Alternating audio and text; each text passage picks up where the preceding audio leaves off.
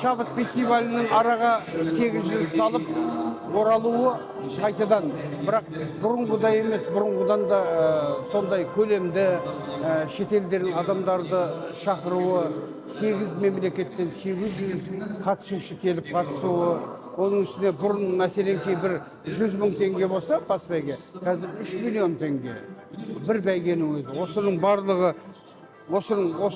барлығы еліміздің еңсесінің көтерілгенін көрсетеді.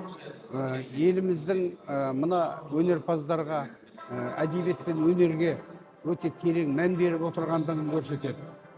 Биыл біз енді поэзия номинациясы бойынша жұмыс жасадық. Поэзия номинациясы бойынша 63 қолжазба түсті, 63 жас ақынның өлеңдерін оқыдық, сараптамаға салдық.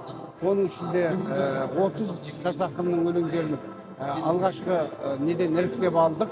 30 ақынның ішінен 11 ақынды неге шығардық, жеңімпаз болды.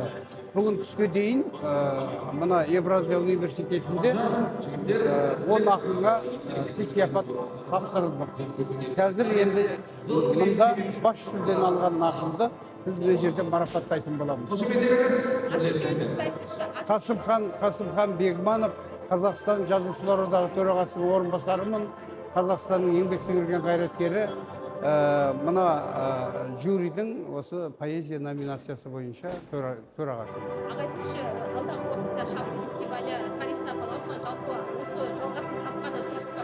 Мен ойлаймын, шын мәнінде бұл Қазақстанды көрсететін фестиваль болады деп ойлаймын. Бұл жерде біздің жастықтың кәдімгі, мына кейінгі толқынның талантты өкілдерін халыққа таныстырып жатырмыз. Сондықтан мен осы тарихта қалғанын қалаймын, бұның тұрақты өткенін қалаймын.